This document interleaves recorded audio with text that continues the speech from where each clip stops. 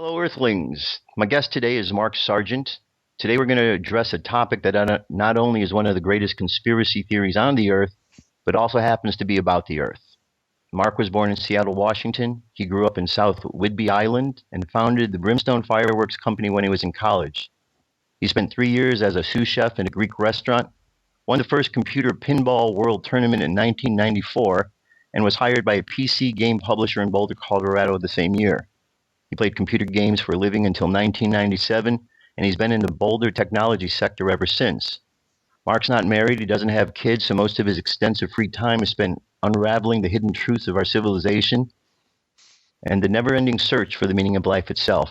If he had to pick one single motto, it would be hope for the best, prepare for the worst. A close second is don't regret what you've done, regret what you haven't. Mark, welcome to First Contact Radio. Thank you for being here. Thanks. Thanks for inviting me. I'm really excited about this topic, and I know lots of people are, and the response you've had from it is more than you realized that you'd have. Indeed. And my response to it is certainly more than I ever thought I would have on this particular subject. But when the truth is out there, we need to we embrace it, and we know. Agreed. So I became aware of you through your video series, the clues about the flat Earth clues. What prompted you to want to create this, and what is like the kind of overall essence of what this series is about? Initially, why I created it was I had started out looking at other conspiracies, and this was one that I just hadn't looked at. Like most conspiracy people, I hadn't looked at it for the longest time because it's ridiculous, it's ludicrous, and it is the worst conspiracy you'd ever want to back. So. But I eventually said, okay, I'm going to open this box and see what's inside. And, for me, there was no doubt. It's like, okay, there's nothing in here. So I'll just look through it and I'll be done with it very, very quickly. But as I was looking through it, I started to go down the path of the history of how the globe came to be. And I noticed as I was going through it that most of our history, for the first 4,500 years of who we are, it was always, a flat or flat-ish enclosed system. And that spans all religions, all cultures. There's myths and legends going back forever. You can find it everywhere. So I thought, okay, that's fairly interesting. But, I really wanted to see, eventually, I think science takes over, and they prove it's a globe, and that's all there is to it. So, I started going through the timeline, and I realized that about 1500, mid 1500s, the scientists, through a sort of scientific revolution, start molding the Earth into from a flat system, flat enclosed system that looked like this, into a globe. And the churches and religions kind of bent with it because, at that point, you've got a real division. You've got one idea that says, well, it's flat, it's an enclosed system. The other says, no, it's a wide open globe system.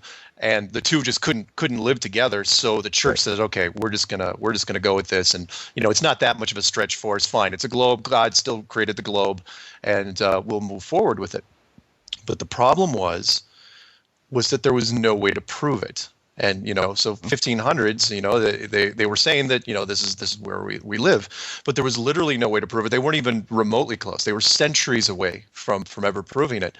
And so, you go through the centuries, from 1500 all the way up to about 1900, and then you start getting planes. And then around the middle of the 1950s, when we were doing explorations down in Antarctica, things started changing. And what I mean by that is everybody started acting, the governments, the very rich people, and the royalty, everybody started acting really, really strange. And so I started going backwards, working through the timelines, and I realized that as I was going through it, I just found more and more evidence that this isn't where we live. And it was wrong. And as I progressed further and further down this path, it became more and more apparent to me that this was just a symbol. This is just an image that they put out there, and the real world looks nothing like it. So that's how I started. Okay, cool. So you put together this series. You have 11 videos, the part of it. Yep. And I thought that your organization was amazing. Thank you. And with information like this, the key to me is how well information is organized. Because people need to really have things explained to them very thoroughly. Yeah. So in that regard, I thought if we go systematically in the order that you did your presentation, Sure. that might really be good. So your first one is called Empty Theater. Empty Theater. And that was more of a teaser more than anything else, because if you believe in the enclosed system, then there are certain rules you have to follow. And one of which is the space program is absolutely put into not just question, but complete doubt at that point. And so Empty Theater really touched on, and again, it was kind of, easing people into it, because I know this is a jarring subject. It was jarring for me. I certainly didn't want to believe it. For people out there that understand, so, he's nuts, he's crazy. It's like, no, I was looking at this thing, and I was looking at it for 9 months, and I was going, every time I looked at it, I was going, oh, please don't be flat. Please don't be flat. But it kept coming up flat. So the first thing I threw at people was Empty Theater, which was the noted absence of Hollywood movies that dealt with the moon missions at all. And it was striking to me how well it was hidden, because people don't understand. You can ask people, it's like, oh yeah, you remember that mission about the moon, the movie about the moon, and people will go, oh yeah, their initial reaction is, oh yeah, there's a movie about the moon. I go, really? What is it? And then they'll start looking back, and every movie they reference, every movie they're thinking about is usually a science fiction movie. Right. It's Red Planet, or it's 2001: A Space Odyssey, or it's Mission to Mars, or it's something like that. And so I went down and I said, okay, look, this is what we've seen so far. Hollywood makes a ton of science fiction movies that go into space, and then a smaller group of movies that deal with sort of a pseudo future, like what could happen in space. Right. But then you start digging into movies like, okay, what about factual accounts? Like the greatest achievement of all time, which is supposedly our trip to the moon. Where's the movie there? And I looked, and I'm a big media guy. I absorb all media, and I'm a big movie buff. And I realized as I was going through my mind, I was going, and then looking up on Wiki and looking at all the stuff, I was going, there is no movies. The closest thing we had, if the moon missions supposedly ended in 1972, the first movie that was even made wasn't until 1983, and that was called The Right Stuff, which was really just an astronaut recruiting movie more than anything. It was, it was just, the astronaut training program, and it was 3 hours long. Excuse me. And at the end of those 3 hours, they barely even made it into low Earth orbit. And there was no sequel. It won a whole bunch of awards, made a ton of money. It was absolutely left wide open to, excuse me, my voice is losing. It was absolutely left wide open to a sequel, but it didn't happen. So after that, there wasn't a single movie referencing it until 1995 with Apollo 13, starring, all big names, and I think it was directed by Ron Howard. And after 1995, that was it. There were no moon movies, and it sticks out. People don't understand. It's like, how, why? Full well. You've been down in Los Angeles. Hollywood makes everything. They make sequels to utter crap, and you're telling me no one's touching this script. No one could come up with a moon landing footage, and the reason was, and I say it in the clip. It's like, look, because you can't do a moon movie. You cannot simulate a moon movie, because if you have the actual moon footage, what they're pushing off is the actual moon footage, and a real Hollywood movie that it's dead on, then you get that weird blurring of the lines, and people will go, well, wait, it looks just like the same thing, so how do we know that's real? And that was, I have no doubt in my mind that is NASA's big thing. Is like, we was not, if anything even comes down the pike in Hollywood along those lines, it is redirected somewhere else. Right. So that was Empty Theater. Well, what we know now is they actually did make a Hollywood moon movie back in 1969, and they had one of the greatest directors of all time directed it. So Stanley Kubrick, you're absolutely right. And again, there's no coincidence there that he started working on 2001: A Space Odyssey, the greatest space epic of all time, in 1963, the exact same time that the moon program was firing up. The rumors that he worked for him, they're not rumors. He absolutely worked for him, and it went bad, and he wrote it. He got so soured with it that he wrote his entire confession into The Shining, which was made in 1980. He wrote it in code. Anyone can look it up. The documentary is called Room 237. It's brilliant, and I have no doubt.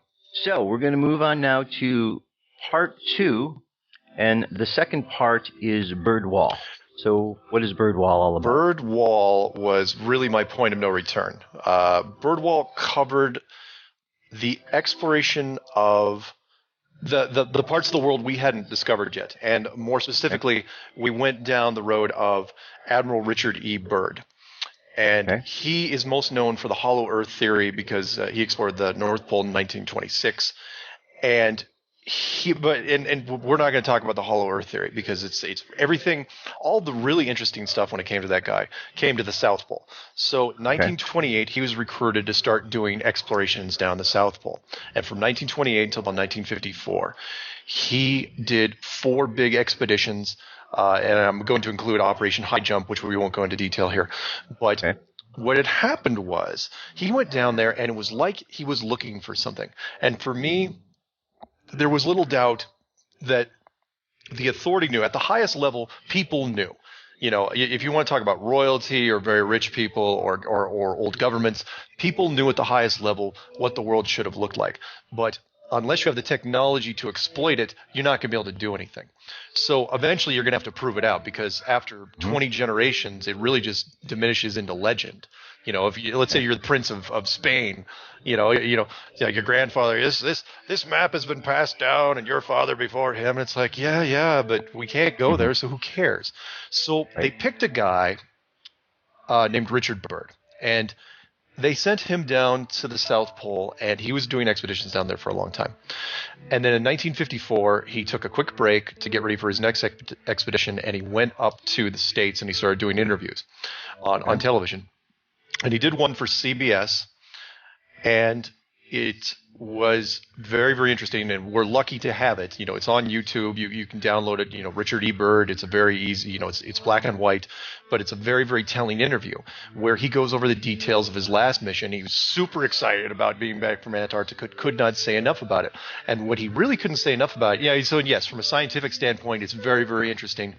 There's a vast, massive land, bigger than the United States, that he hadn't even flown over yet. You know, human eyes literally hadn't seen it. And of course, that was kind of telling for me. It's like, because that was obviously going to be the first place he headed back down to for the next mission. Right. But the big thing he talked about was that Antarctica was really just made out of money from a resource standpoint. It was just a treasure trove. It had everything. It had an entire mountain range made out of coal. Where does that happen? It had oil. It had minerals, it had uranium, and all these things, people were already salivating and getting ready for it. It wasn't just the Americans. The Russians were down there who was trying to rebuild from World War II. They had a very big vested interest in that, which he mentions at the back part of his interview.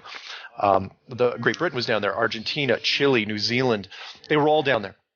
Everyone was getting psyched up, and best I could figure was what was happening was, so say you had the old map and you saw what the world really looked like, and you send down your best guy, and whatever they were sending him down to find, he wasn't finding it. And he hadn't been finding it for 20, 30 years. And so they finally said, well, let's just start making money on this thing. And again, that's Murphy's Law, because as soon as you say that, at least we can get the money out of it. And as soon as you do that, that's when things go wrong. And so in 1955, he was sent down for one final mission. I mean, one final mission, because this is the last mission anyone ever goes down there for. You say, oh, no, they probably had missions in the 70s, 80s, 90s. No expeditions publicly ever happened in Antarctica again, because they found something super scary. And so he goes down there in 1955, 1956, called Operation Deep Freeze, an American expedition. And everything seemed to be going well. The expedition ends, but then things start getting super weird around the world. Governments start making these big, big moves and start doing big, big things. And they don't seem like they're connected when you first look at them. But when you start looking at the timeline, it starts to make sense, but it only makes sense in an enclosed system. So the first thing that happened was, after 1956, 1957, Russia and America became really frantic over rocketry programs.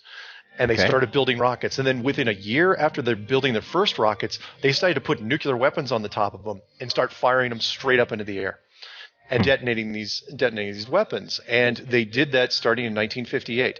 And after the second shot, which was the early part of 1958. And you guys can look this up.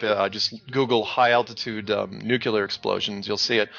After that second shot, NASA was founded right away. It's like, okay, all of a sudden you just militarize space. It's like, all right, maybe that's not connected to anything. And then you keep firing, and then within, I think, 9 months later, they seal off Antarctica. And by that I mean all the nations abandoned everything simultaneously, all the oil, all the coal, the uranium, the minerals. They abandoned it simultaneously, and they put a treaty in place in 1959 called the Antarctic Treaty. 10 nations signed it then, and they basically made a treaty that says no one gets to go down to Antarctica again, period.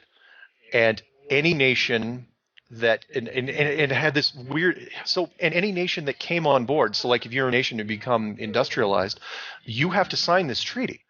You can't even debate it with them. So it's like, well, what about the oil and the coal? Nope, you're signing this. It means you're not going down to Antarctica. Well, how long? Well, forever. And that treaty is not even debatable at this point all the way until the year 2041. It's ridiculous. It is, it is not what we are. It's not what we do. We, especially on the American front, we are a capitalistic, greed-filled society. If there's oil, we're going to get it. It doesn't matter where it is. We will start wars to get it. We will go into your national parks. We will do everything. And then there's this Antarctica thing. It's like they won't even petition it. They won't even put anything on paper. It's like they're told, whoever it is at the highest level of the petroleum industry has been told, don't talk about it. You don't bring it up anywhere. You don't mention it in the press conferences. This is something, and I don't even know if they're even told why. They're just says, look, it's a matter of national security. And it's like, well, which nation? Is it a national security thing? Because you had 8 different nations, including the USSR at the time. And everyone agreed at the same time. When does that happen? When does everybody agree to leave at the same time? So for me, the bird wall, there was absolutely no doubt in my mind, because that they had found the edge of the firmament or the enclosure or whatever you want it, because they couldn't come up with a cover story big enough to keep people off. You'd think, well, if it's just the wall, maybe you can put a perimeter, maybe 100 miles out to where you can't see it. No, you can't take that chance, because let's say you let the oil companies in. The problem there is you let the oil companies, you let the mining companies in. Sooner or later, either by accident, either someone's going to stray off course with a helicopter or a plane, or they're going to say, what they'll probably do is they'll point to that area and they'll say, hey, we want to explore over there. And then the military says, no, that's ours. You can't go over there. And because, what are you talking about? Why can't we go over there? And so the oil companies would keep pushing the boundaries, and it would never end. It'd be this tug of war, and the governments and the military decide, you know what, we're not even going to address it. We're just going to keep them off, because it's bigger than money. Right, and that's bizarre, because the moment someone sets up a boundary, that's a clue for those who are paying attention that there's something that they don't want you to see. Exactly, and this is not like Area 51, where you put up motion sensors and big scary signs saying lethal force authorized, because that's just a small part of Nevada. That's just a small part of a desert. This is literally like shutting off the entire section of South America. It's that big, and it's like, why would you shut off a piece of land that big? Because it's not it's not a military, secret military base of ours. Plus, why would all countries shut off an area that big? Right. Again, this is not people don't understand. This is not an American problem. This is a global problem. Right. So, all right. Well, let's take a look at some of this clip of Admiral Byrd on the TV show. Our very distinguished guest for this evening is Admiral Richard E. Byrd. The North Pole used to be a no man's land, but these are the days when, by buying a ticket on a commercial airliner, you can fly across the North Pole and drink a cocktail at the same time. Only 60 or more years ago, about 35 years ago, our guest tonight found out whether there was any land north of the North American continent. He made that first discovery flight, and I must say that Admiral Byrd, our guest tonight, is not only our greatest living explorer, but he's been an inspiration to countless Americans. Admiral Byrd, you've been to both the North Pole and the South Pole. Is there any unexplored land left on this earth that might appeal to adventurous young Americans? Yes, there is.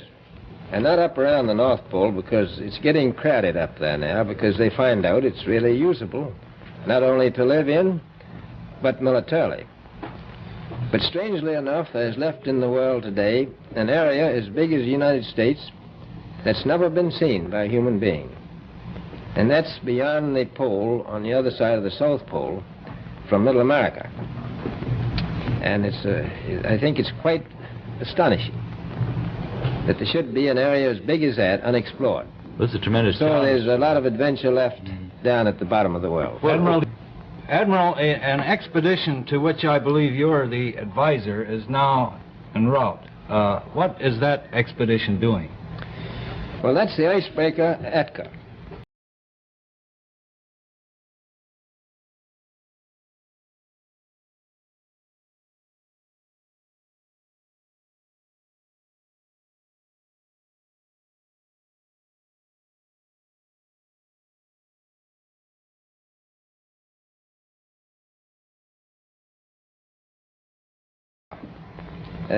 Is that very definitely planned, or is that... That is being planned right now.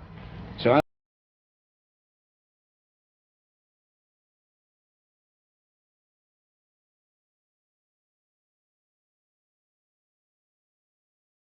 interested. Well, Admiral Byrd, I can understand, I think everybody can, the interest in the North Pole because it's so near our greatest challenger, Soviet Russia. But why this interest in the bottom of the world? Nobody living down there, is there? No, it's pretty cold.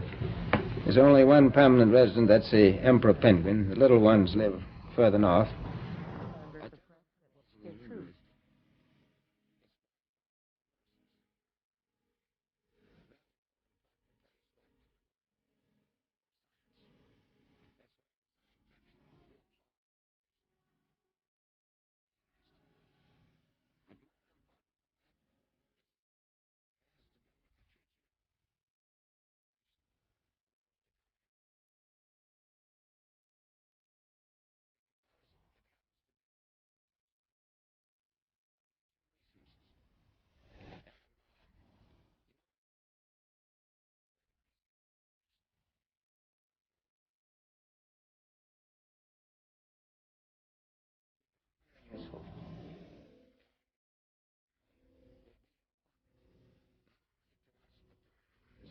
I was going to ask you, does it have...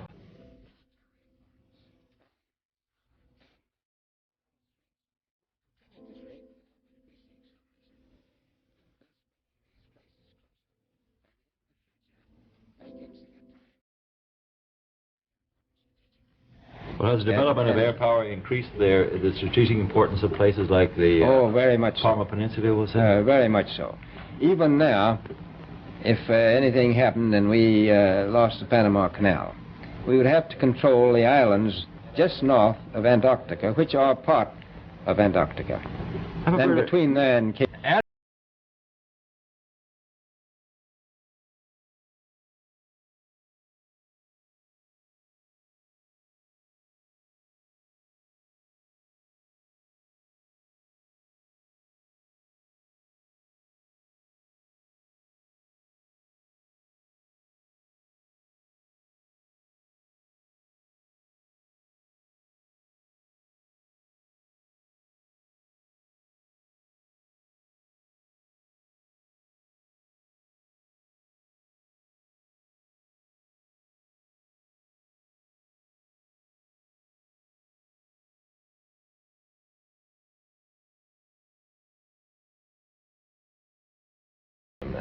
Is it any secret? Is there uranium there? That would be the only thing that would be practical to actually go after, I suppose.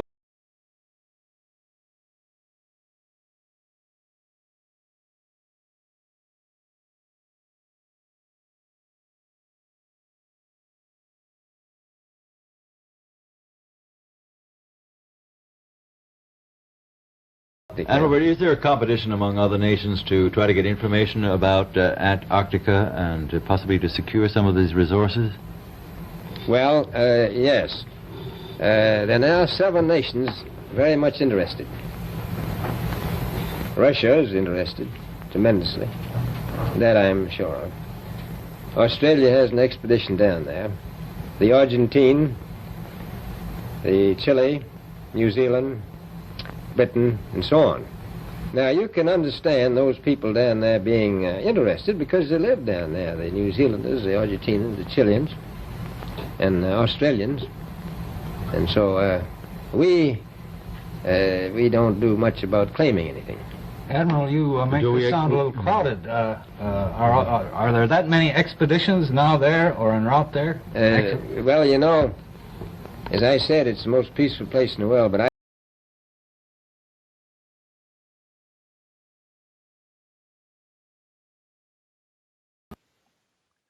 Okay, so the next part of the video series was map makers, and this is where it starts to address a bit more of what the Earth looks like and ideas that what some of the ancients believed in the maps and how the world looked as opposed to what we looked at it right now. Yes. So when I was initially going down this road, map makers I had actually discovered before the bird wall, but I wanted to give it its own section, which was I had to find what the consensus was as far as how the world looked from an enclosed point of view. So I was looking for a flat map. And so, I found the flat Earth map, and it was kind of interesting because, it had all the continents clumped in the center, and then, a big ring of oceans, the southern hemisphere oceans, and then the entire thing was surrounded by a giant ring of frozen continent, which we know as Antarctica. I thought that was pretty interesting.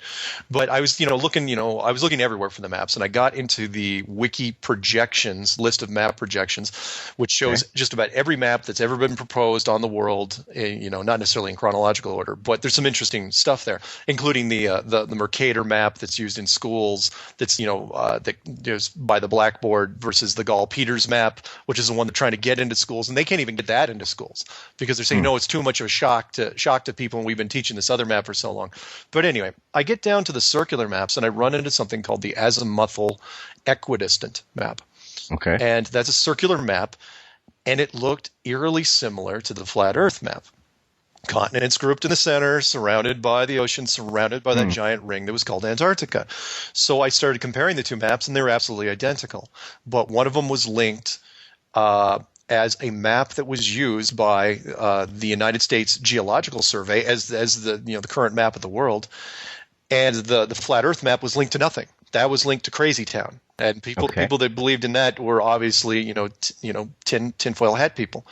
So, what was weird was the azimuthal map again. The identical map was also used by the UN flag, which was very interesting because why would the UN flag have from their standpoint there was one thing missing because the UN flag doesn't have Antarctica on their map, and the azimuthal equidistant does. So why didn't the UN flag put the ring of Antarctica around the edge of the map? They left it out deliberately. Not only that, but they replaced it apparently with a series of large spiky wreaths around the outside, and I think that was one of the in your face moments. They were like, oh yeah, by the way, we know now. Who knows at that level? We'll know. But what was also interesting about those, both the UN flag and the azimuthal map, was they were very, very old maps, meaning they were proposed, and you can see the link. It's like proposed 1000 AD, and you're going, oh, it's got to be a typo. And then you see who was proposed by, which was a Persian scientist named al-Biruni. His full name, I'm not going to get into it because it's really hard and I might choke. And it was proposed, and he lived about 1,000 years ago, and he was a Persian scientist, very disciplined in lots of different things. And that's the map they're using. So why is the United States government using a Persian scientist's 1,000-year-old map back when we knew the world was flat? Why are they still using this? Did they leave it on Wiki accidentally? Did somebody just happen to slip that in there? I don't even know if it was one of those in-your-face things, but it was very, very intriguing to me. So I had to make a note of it because it's the only map out of all those projections that's linked to anybody. You think, oh, this map's linked to, like Spain or, different countries, different organizations. No, everything's blank, blank, blank, blank, blank. United States government, United Nations, blank, blank, blank, blank, blank. So. And the ancients, for the most part, believed that the earth was flat. There's many references in the book of Genesis. Throughout the Bible, we have the Egyptians at one point, the Greeks, the Mayans. If we read Zechariah Sitchin's book, he's talking about, the earth was a flat disk with a dome over it. So it's not a common theory. Oh, yeah. I mean, it's not a new theory. It's the way it was looked at until it was changed. Yeah, for 4,500 years, the majority of our civilization, that's what we thought the Earth looked like. It was flat when it was enclosed in some sort of dome-like structure. What it's made out of, who knows? But it was definitely enclosed. No one's getting out. And it only changed starting around the 1500s. So it was, and then, so yeah, this image that you're looking at has not been around that long, and was, could not be proven until the 1950s, when, of course, we'll get into it later, which is, if you found out it didn't look like this after you've been handing out these things for 20 generations, do you tell people? Right. Good question. All right. The next in this series is part 4, Shell Beach. What is Shell Beach? The gist of that. Shell Beach kind of delved into things that we've done from a Hollywood standpoint to what we've done to simulate enclosed worlds, because a lot of people don't understand that there's quite a few enclosed worlds that we've actually covered in cinema.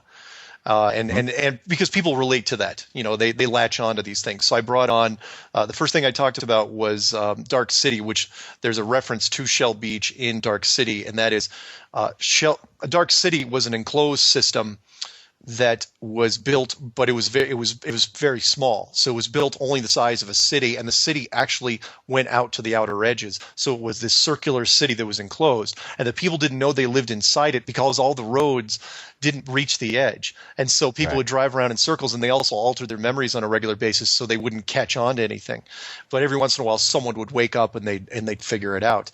But Shell Beach was something that was supposedly outside the city, but it was only a memory. Shell Beach didn't exist in real life, but nobody knew that. So the joke was in the movie, it's like, how do you get to Shell Beach? And no matter what train you took, no matter what road you took, you could never quite get there. And so you'd ask people in the movie, it's like, so yeah, you've been to Shell Beach, right? It's like, yeah. Do you remember how to get there? And they go, wait, how do we? They wouldn't remember. It was a fragmented thing. But that's how I started people. And then I went into the movie, which just about anybody that wants to really get hold of this model really should look at it, and that's The Truman Show, which was on, I think, in the mid-90s. And it was, The Truman Show, for those of you who haven't missed it, really, it's, one of Jim Carrey's best work, but it's also a fantastic example of what an enclosed system can do, because the system was designed, it was, less than 20 miles wide, and it was a single city where you raise a kid from birth into the system. Everybody else is actors and extras. And you raise a kid from birth inside the enclosed world, well, he's not going to know he's in the enclosed world. Everybody else knows he's there, but nobody, he doesn't know, because why would he? When we're young, and that was the whole point of what what that video was about, was if you're born into the system when we're young, we believe that people are going to tell us the truth, our parents, our government, anybody, why would people lie to us? But the illusion is so easy to project on kids, which is, again, why this globe was such a great idea. The globe model, it's like, look, you put this into a first grade classroom, they stare at it for 12 years. You don't even have to point at it. People will just go, they just stare at, they feel it. It's like, oh, yeah, they totally understand. By the time they're out, you say, oh, yeah, where do you live? Oh, I live here. Why would you ever question that? So the Truman Show dug into the aspect of what you could do with the Truman Show model if you made it bigger. And as you made it bigger, I found that once you get at least one generation of people in there, let's say the first generation were actors, once those actors have children, if the children don't know, if they don't tell them, then when the parents die, that link, that knowledge is gone.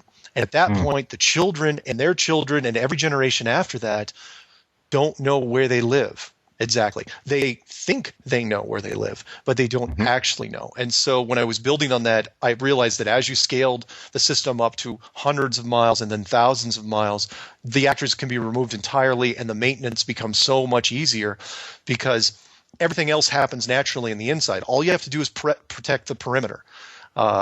You build in systems to where they think they're turning around on their own, but actually they're turning around because you put the system in place. Like, it gets too cold out towards the edge. Oh, I'm going to turn back. There's icebergs. I'm going to turn back. It's getting hard to breathe. I'm climbing down the mountain at this point, or my balloon's going up too high. And people, and I touched on that in The Village by M. Night Shyamalan as well, which didn't even need a dome. That's what made that movie so brilliant. It's like, look, if you buy a piece of land in a wildlife preserve and raise kids there, they're going to believe anything you tell them. So you could, if you want them to make believe they're in the Old West, that's exactly what they're going to believe. Why would they believe anything different? And the same thing applies here. We believe this because we're born into it, and our families beforehand. There's no, there's so much history has gone by now that no one would ever question it. 20 generations it doesn't sound like a long time. It is a long, long time. Enough to condition a lot of people to believe something. Yes, exactly. And you got belief and fact, and those two things often run into each other. Agreed. And we got something's in the collective consciousness, because there's other movies that seem to have the same theme. Most recently, we got The Signal. Yep. We got Under the Dome. Yep, Under the Dome. The Simpsons movie, where they put the dome over the entire city. And again, don't think these things are happening by accident. It's I don't like to necessarily throw out the word predictive programming too loosely because it's overused, I think, in the conspiracy world. But for me, you have to, because this is so big, you can't hide it forever because we all live here. It's like hiding something in your own apartment from somebody else. Sooner or later, they're going to run into it. You can't bury it forever. So contingency plans are already in place. And the more stuff you show with domed or enclosed systems, the less shock it will be if something comes about. It's so people so people can get their head around it. It's like, oh, we're in the Truman Show. Right. They won't freak out nearly as well. They'll still freak out, but they won't freak out as much. They have a bit of it's easier to grasp. Exactly. So part 5 is called Status Quo, and this begins to get into the who was involved with this picture, and now we start talking about the major religions, and this is where we kind of backtrack to realize that all of the major religions at one point all had a flat earth model. Yes. And then suddenly things changed when science met religion. Exactly. The big 5 major religions, Judaism, Hinduism, Buddhism, Islam, and Christianity, they all pretty much shared the same, they may have, gone to war and fought each other, but, at the basic level, they still believed pretty much what the world looked like. And that was, a flattish system with an enclosure that, people can't get out of. And for me, when I got into Status Quo, I was looking at what each of the religions wanted and why you would want to hide it from them. Because, when it comes to the authority, and by that I mean governments, the super rich, and royalty, they've got a vested interest in keeping the world at a certain pace and a certain type of technology.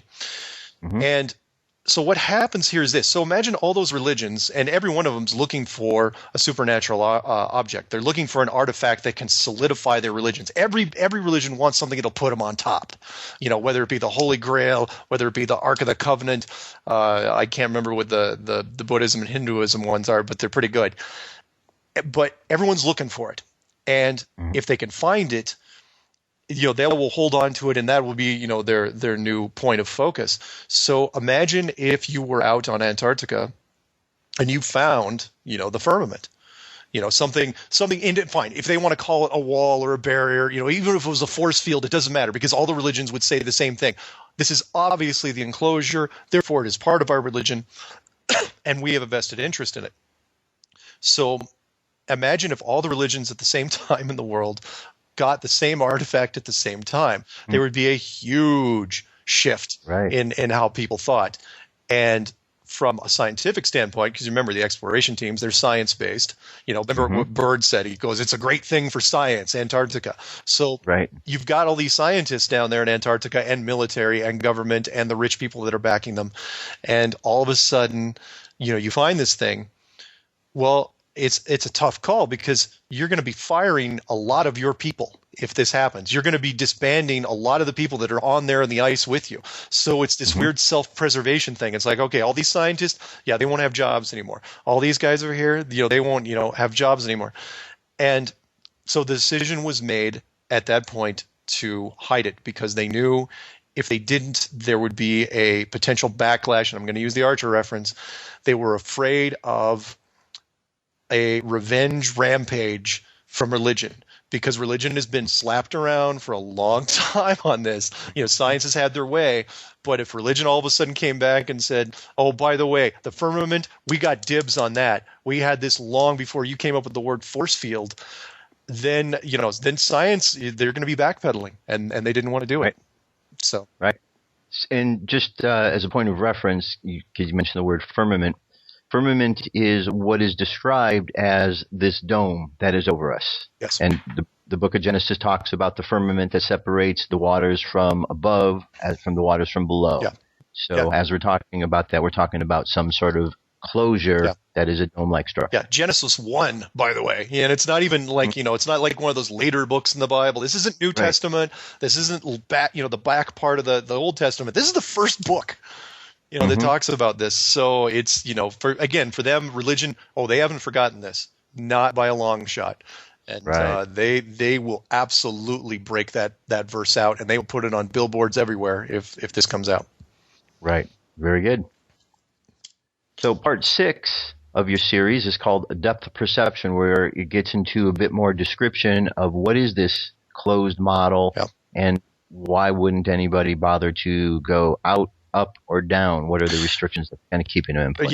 Yeah. I summarized, and then I got into geologic systems. But what I did was I said, okay, look what we know so far. And if you're going to build a flat model, there's certain systems you would put in place that would seem like natural systems, but they're really more deterrents to keep people away from the edge. But it's a soft deterrent. It's a pushback. So, for example,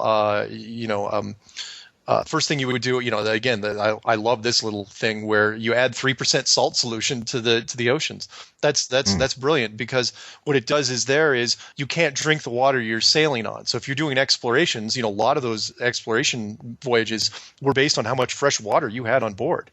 And if you could just keep replenishing that, you'd go so much further. I mean, that reduces exploration by 95%. You reduce the temperature on a flat model as you get further and further to the outer edge, to the point where saltwater freezes at about 15 degrees. And then you start seeing icebergs. That'll deter wooden ships. Everything on the outside. And then if you actually made it to the outer edge, you run into Antarctica, and that goes up 2 miles, almost straight up, and then it stays at 2 miles. So you're at 10,000 feet, and a lot of people are going to get altitude sickness at that sort of thing, sort of range. And then even if you did get up there and you started trudging across the ice, there's no plant life, there's no animals to eat, there's no anything. So there's so many deterrents on the outer edge. There's just layers and layers of things to keep you out there, to keep you off the ice. And the upper part is easier. One, because you need technology to do it. You couldn't even get balloons. Balloons to carry people weren't even invented until 1760, which means, that's thousands of years worth of stuff you didn't even have to worry about. And then even if you did go up there, you get less and less oxygen, and the temperature drops off. So you don't have to deal with oceans, but it's getting super cold, and you're not breathing so well. So you're not going to be doing much there. Between those two mechanisms, that keeps you from going out to the edge or going up too high. And then I covered the thing I didn't talk about at that point until I dealt with this clue was the geologic systems. Because sooner or later, because everybody knows how to dig, they're going to dig really deep. That's people love digging holes for some reason. And they're going to dig, and how far can you dig on a flat model? Because eventually, that old joke, you dig your way to China, right? Well, no, you can't dig your way to China. As a matter of fact, you can't dig your way very far, turns out, at all. Because once you dig down to a point of about 8 miles, it doesn't matter what you're using. If you're using a high-speed alloy drill bit, it starts turning to clay because of the heat. The heat just starts getting warmer and warmer, and to the point where the drill bits fail. So nobody's drilled below 8 miles anywhere in the world, unless you're talking about classified military, but that's a whole other thing. And that's when the question is like, okay, well, we know that because there's molten rock. There's lava underneath us. And, we know what the core of the Earth looks like. It's like, really? You sure you know what the core of the Earth looks like? Because if you've only drilled down 8 miles, you don't know anything. And science is the first person to say, we're using seismographs. We're using all sorts of sonar and underground radar. We're doing all sorts of stuff. Do you know what it looks like? Well, we're kind of extrapolating. So when it comes to the molten rock, they said, well, it's probably a natural process. No, it's not a natural process. You don't have to – in a structure this size, if it's 8,000 miles across, and you've already built systems to keep, natural systems which work perfectly to keep people off the edge or up top, you're really going to leave something to chance on the lower section? No. The lava system is artificial from the beginning, and there is no doubt in my mind that everything is controlled, including that. Right. As you're talking, the scene that's popping in my head is that scene in They Live where they beam underground and then you see this whole structure and then he actually goes out to like a platform that's outlooking space. Sure.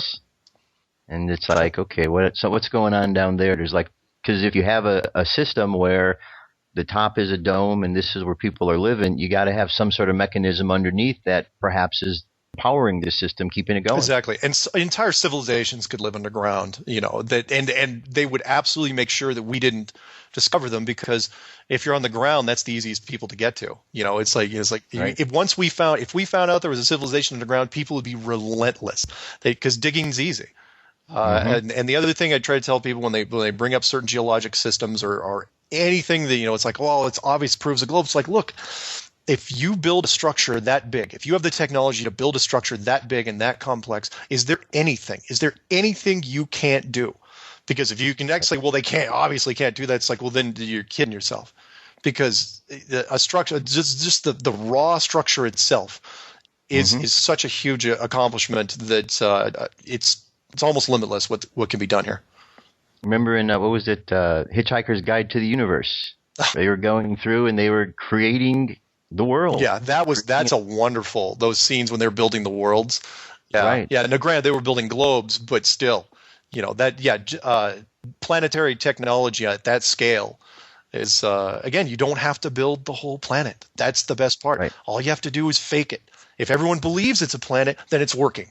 Right. Everything, Now, in regards to one of the questions that people often ask is, well, what about the curvature of the Earth? Can't you go so high and you get to a mountaintop and you look and you should see the curvature of the Earth? So, yeah, show me the curvature of the Earth. Show me a picture that doesn't use a fisheye lens. Show me something. The curvature of the Earth. Now, there may be a slight curve when it comes to the, at least in my model, because I think there has to be a little bit of a slope near the North Pole.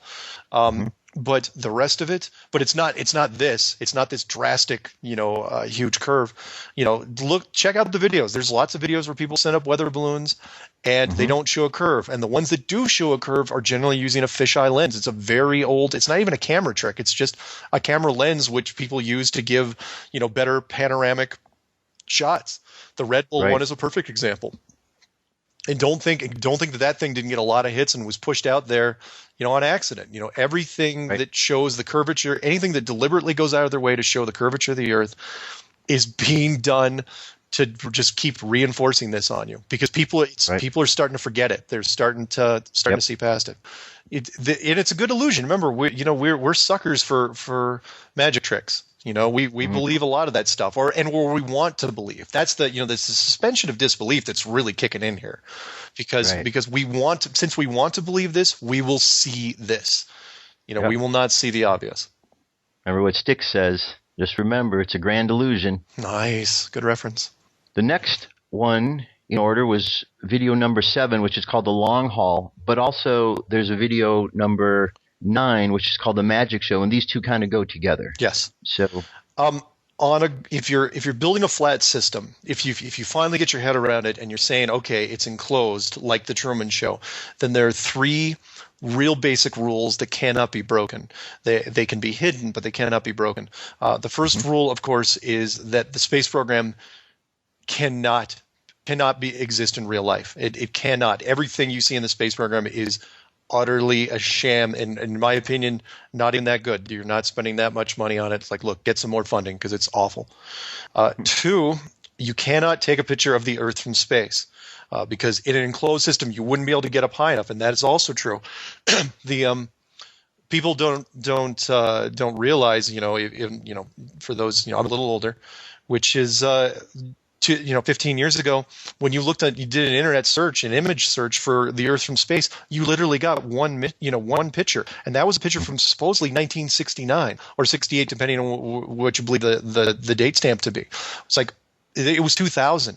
Why in the world are you using a picture from the 60s, for your picture of the Earth? It was stunning to me. And every picture you see now, when you're looking at the Earth, if you do a Google search, click on images, they're all composites. And they'll admit that they're composites. That's the part that kills me. But there's so many of them, and they're so much prettier than the original image that they released. That's like, okay, people just go with that. They don't understand that it's not they're all composites. They're not real shots. And that question has to be asked. It's like, okay, why aren't you taking pictures of the Earth from space? But the third rule, which you can actually get, it's more down to earth, so to speak, is the flight routes. And that is, if it's a flat map, if you're on a globe, you can take shortcuts. Like, for example, the perfect example here is on a globe, you have Australia in the southern hemisphere, and you have South America on the southern hemisphere. And I'm talking about the north part, the drug dealing part, the southern part.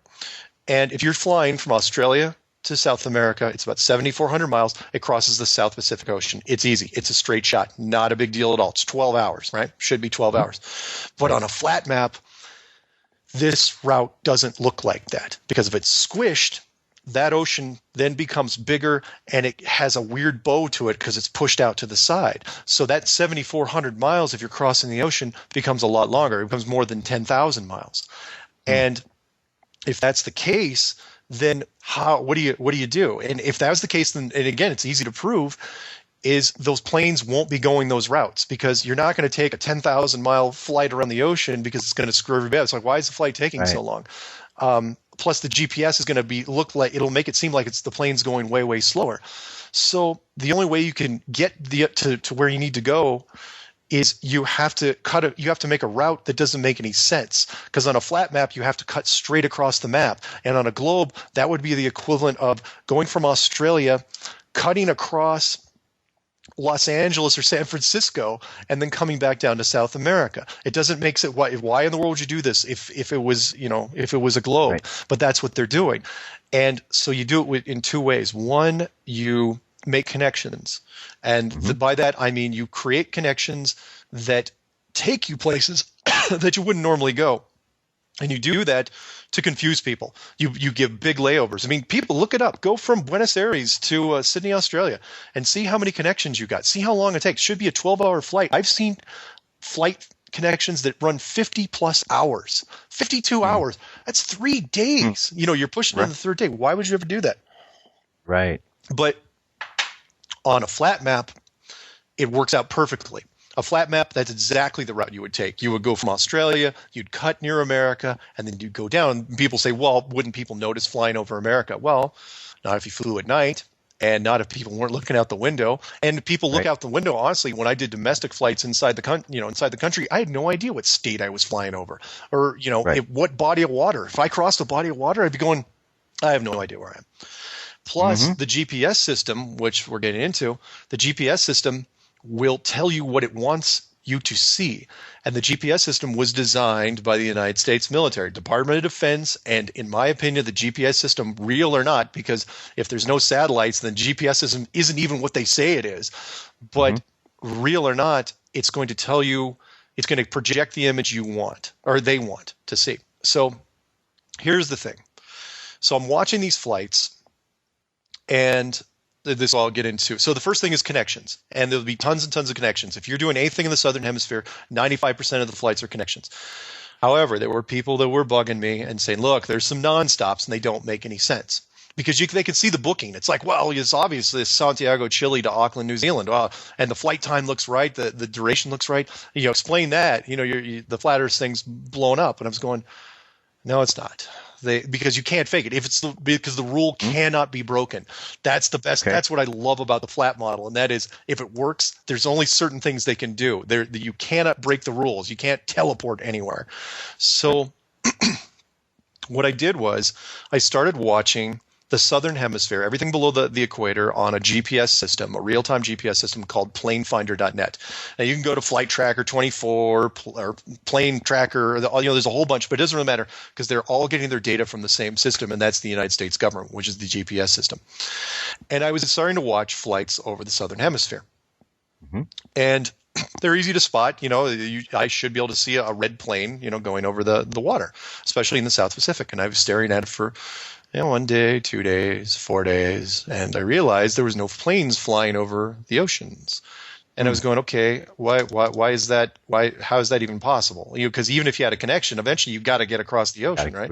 You got to fake it. And so I'm going, wait, where are all the planes? There's no planes over any of the oceans down there. South Atlantic, South Pacific, Indian Ocean, there's nothing there. So where are the planes? And I start staring at them, and then I realize that the planes aren't making it over the oceans because they're being erased from the GPS system. So I started following it because the easiest one is to follow all the planes that are in Brazil, because Brazil has a lot of flights, and because it's a big country, a lot of people.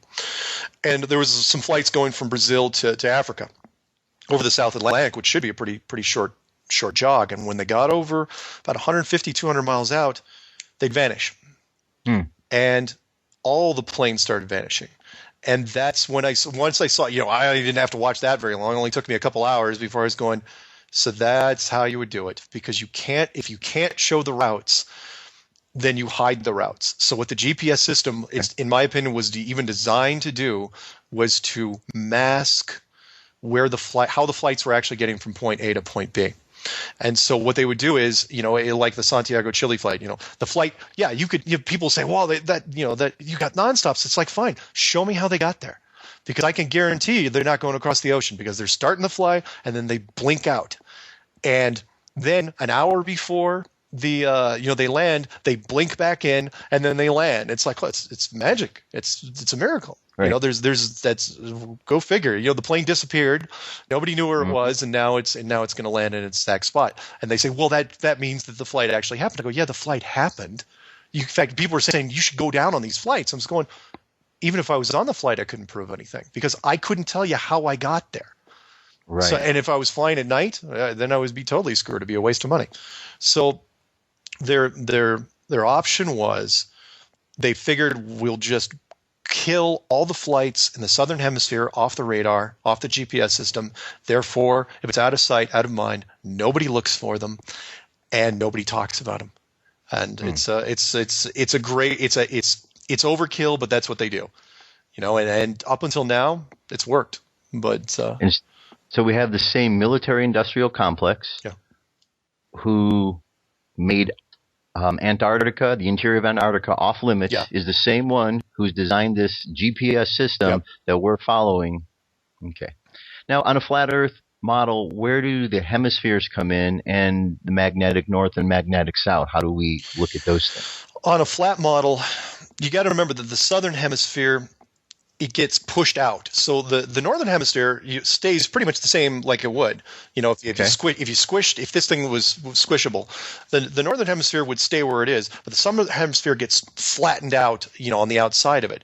So the southern hemisphere gets stretched from the outer ring. So instead of a northern hemisphere, you really have an inner ring and an outer ring. And most of the continents are on the northern hemisphere anyway, so it's okay. But when it comes to magnetic north and magnetic south, that really doesn't change much. You put a magnetic field where the North Pole is, and then the entire outer ring is the south magnetic. You use a weaker field there, and the compasses still work out perfectly fine. Okay, and we know magnets can do that. They can radiate out, so it's going from here and it's radiating outward. Sure. Plus again, if it's a closed system, magnetism is, you can do all sorts of fun things there if you wanted to. I'm still trying to figure out what's going on in the Bermuda Triangle, if that's some sort of error or if it's deliberate, because there's still some weird stuff happening there. Right. Interesting. Yeah. Okay. Very good. Now we're going to get into video number 8, which we start to look at a bit more of a different aspect of the implications of this, and how we, as those down here in this model, in this Earth, how we're interpreting and looking at this. Yeah. So number 8 was creative force, and that was really done as more of a motivational thing for people, because by the time I got into 8, there were people were definitely buying into the model, but they were saying that, look, you just got rid of the universe. You just took the universe from an infinite place where we were just this tiny little thing to now a one-room apartment. And it's like, well, and now they've got, small world syndrome. It's like, look, it's still a very big world, and you weren't going into space anyway. So fine, it's like, so it's not infinite space, but you weren't going there. So I don't think it was that bad. But what I tried to do was give them a perspective on the good things of this world, and why, an example of a previous enclosed system, and then what we might, someone might build this enclosed system for. And I started out with my take on, and even though I didn't mention it by name, I figured people would pick up on it, which was the Tower of Babel story, and which went into, for those of you who don't follow, biblical stuff, the Tower of Babel was a story of a civilization that was so powerful and so ambitious that they started to build a tower that they said could reach the heavens, which always bugged me, even in Sunday school, kind of bugged me, because it's like, okay, where are you going? If it's on a globe, you're not going anywhere. So, but on an enclosed model, you know exactly where you're going. You're Right. going to the ceiling. In fact, you even know how high you have to build this thing. And I think that's exactly what they were trying to do was see if they could make it. And by that point, there was, people have said, well, isn't that kind of sad? They pressed the reset button, but I said, they didn't kill everybody. They just, divided the languages and said, look, that particular civilization was too good at what they were doing. They were too focused. They were too single-minded, and they apparently were quite arrogant on top of it. Right. So, and then I went into, again, just kind of to give people inspiration, I went into what I found, as far as an enclosed system, even though this world has a lot of pain and suffering and ugliness to it, there's still a lot of individual beauty that we create, most notably from the arts and the disciplines in the arts and all the things we make. And I tried to explain to people, look, everybody's a part of it. Yes, there's certain people that paint and sculpt and do all these things, but they are influenced by other people. And for every one of them, there's all sorts of people that have dreams and everything's just stuck in their head and they can't get it out for whatever reason. And it was, for me, it was very inspiring to make, because when I woke up, when thinking about it, I started going down the narrative in my head, and by the time I got to the point where I was really boosting people, up and saying, look, we've all got very, very special qualities and creative qualities, I started to get kind of misty, and I said I knew that I was like, I absolutely am doing this one. People may think it's cheesy, but the response I've gotten has been wonderful from it. Right. Well, Shakespeare said, "All the world's a stage, and we are merely players." Indeed. Yeah. It was the time when I really started watching these and paying more attention was around the time of the Oscars, and I had just watched everything, and then I was watching the Oscars, and what I noticed stuck out because I saw a flat stage with a dome over it, and all these lights looked like planets and stars, and it got me thinking, wait a minute, this sounds and looks a lot like what I was just hearing described in this flat earth model. And then I started thinking about what Shakespeare said and thought, wait a minute, there's something here to this that, we kind of know, but we're kind of not afraid, or too afraid to touch it. Yeah, you wonder if, from a creative standpoint, if there's creative influences they're subconsciously doing this, that they're being drawn to it. Why do we have so many stages? Why are all stages like that? The flat thing with the enclosed dome, and I try to stay positive, and that's I really love that aspect of us. It'd be interesting to find out that, all around this earth, outside of the dome, you've got just seats and someone selling tickets, and there's people coming into the theater and they're watching and they're just seeing what's going on in the show down there. That would be a wonderful, wonderful thing. That'd be a happy ending. I'd buy a ticket for. Yeah, that would be awesome. Yeah. Okay, so that brings us to the next video, which is very significant. It's called Hiding God, in which God and the nature of who the creators are is kind of kept from everybody, which is really not very nice. No. The Hiding God, I initially started out as a call out, because people are always looking for, what to do next. What are we doing in the conspiracy world? It's always this loose end that nobody seems to touch. It's like, well, what do we do now? Now that we believe in this model, it's like, well, one, you do what you feel like doing, what your gut tells you. If it was me, what I would do is first thing I would do is, because there's rules, certain things that you can catch people without using the word flat earth, which, usually get you thrown out of the building. The first thing I would do is contact your local state or federal representatives and tell them that, look, my family flies every once in a while in the southern hemisphere, and I want to know why the GPS safety net, that we did, the American government designed, and it should be all encompassing. Remember, GPS stands for Global Positioning System, not regional, not partial. Why is it turned off below the equator? Why when I flow over the ocean, am I at risk? Am I in danger? That's a point of debate. The second part is appealing to the corporate greed of especially this country, but any oil companies or or mineral companies, which is, look, everybody knows that the oil companies and the mineral companies can get in just about anywhere. They have unlimited resources for development, and yet they have, and there's all this money sitting under, on Antarctica, millions of square miles of resources just waiting to be taken, and you guys can't go get it. And I want to know why. Right. People should be asking that. Look, if you work in the oil industry, the petroleum industry, this should be a primary thing. And yeah, you may not get anywhere. People may say, oh yeah, it's a question of national security. But I'd come back and say, which nation? Because apparently nobody owns Antarctica. It's the only piece of real estate in the world. Nobody owns it. So if nobody owns it, then who's telling you can't go there? Right. And again, if you're the oil company, you've got briefcases, you've got trucks full of money, and you can't get in there. I'm not buying it. Not for a second. And then the last thing was appealing to the churches, because if you were going into, if, let's say, back in 1955, 1956, you find the edge, you find the firmament, you find the big handprint of God right there. And let's call it what it is. If it's built, if it's a structure, if it was created, then creation, God, you're not going to be able to dodge that forever. Anyone out there say, well, it's an alien force field. Fine, it's an alien force field, but it's still closer to God than anything else you've seen.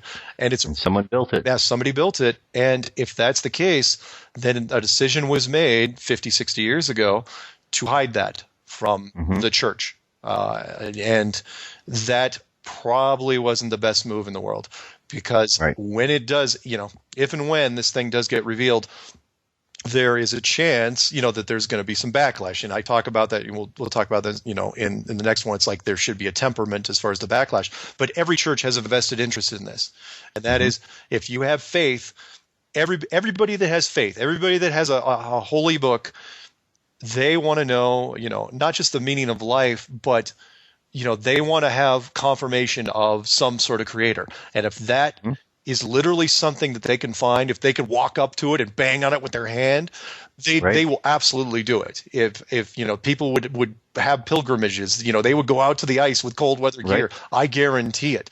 And if that's hidden, well, then somebody should bring it up. And there's a lot of religious people out there that I think have a right to know.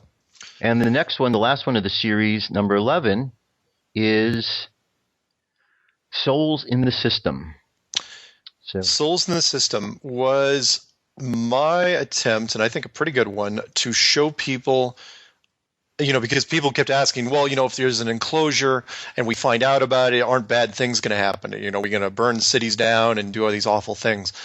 And initially, when I was doing number 5, I thought, there's a chance. There could be a knee-jerk reaction. People could run through the streets screaming, absolutely. But the more I thought about it, the more I thought that if it was enclosed, the enclosure itself would change the tone of people.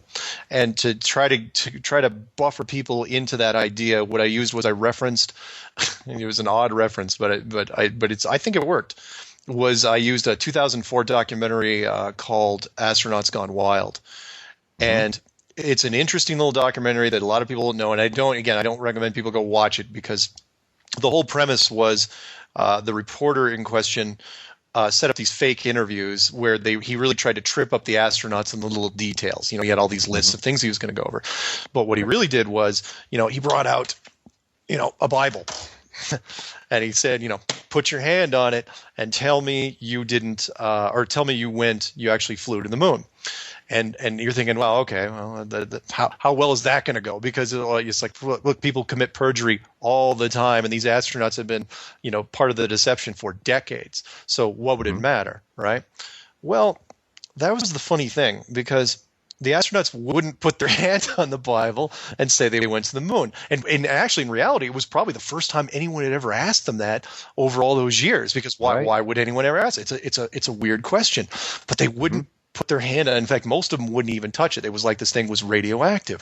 And I thought that was really strange, because from even an objective point of view, I was going, well, even if they were, super devout Christians, one, the odds say that not all these astronauts, plus they were scientifically trained. It's like, why would they be so, what were they afraid of? What, were they afraid of, were they afraid of God? Is that, you're not going to swear on the Bible? Because remember, this wasn't court. So if it's not court, there's no penalty. So fine, you lie on that guy. What would it make any difference?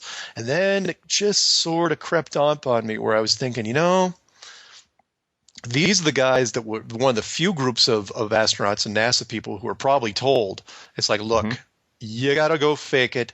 Here's why you got to go fake it. It's a matter of national security. It's a matter of world security, and you got to fake it. But in telling them that, what you were basically telling them is that it was built.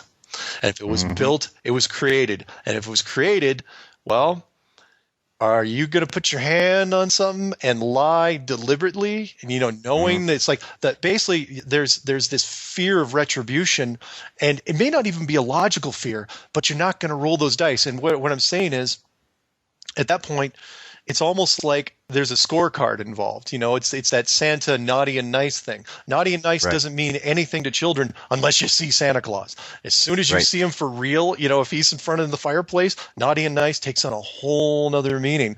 So these guys were like going, yeah, I'm not going to lie. No, I'm not going to do anything. They're just not going to do anything. And so then it just kind of hit me. It's like, you know what? If that's those guys, and granted, those were, fairly upstanding guys from what we're told, but imagine what the general population would do. Because, with the general population, would you go beat somebody up? Would you steal? Would you steal? Would you murder? Would you dare roll those dice? Even though, there's nothing. They're not beaming. They don't print everything up top. It's like, okay, here's the general guidelines. Every religion, of course, has them, but and those are also sinking in your head as well. But the point is that everybody knew at the same time where we were. I mean, wars would end.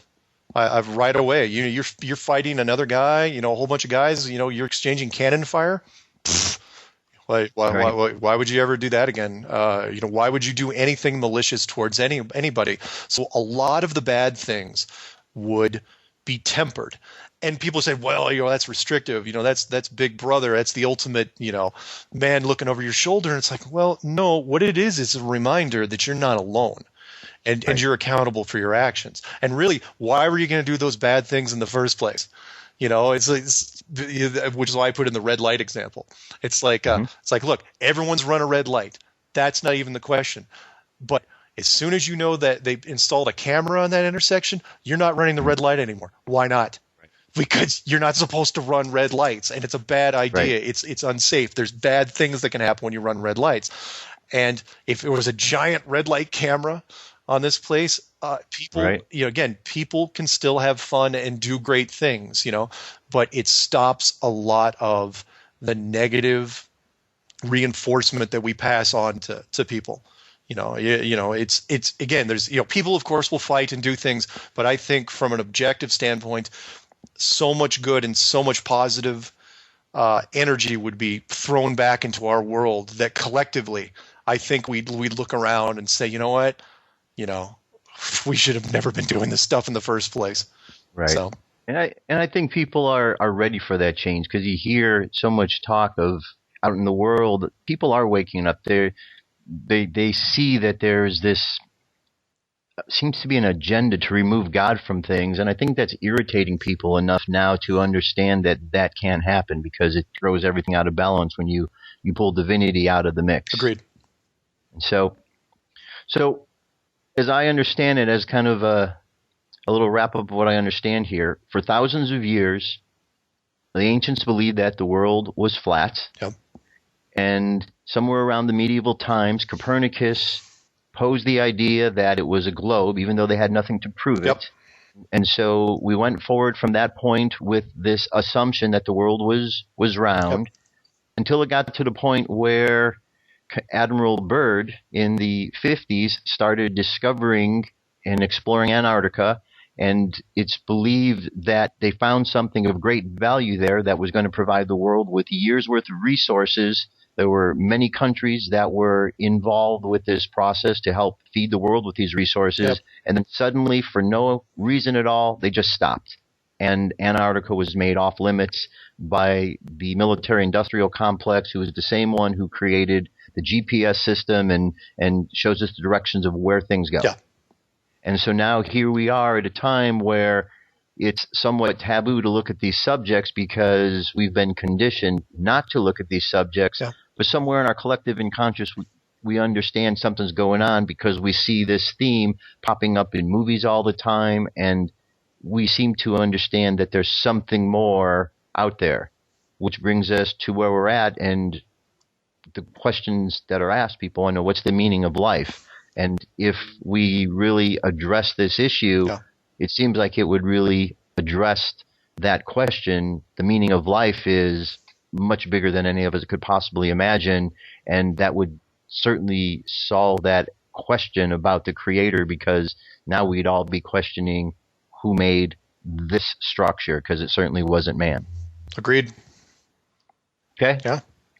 All right. So, well, I never thought I would find myself being a flat earther, but here I am. Good for you. Here I am. So, any final thoughts or? Just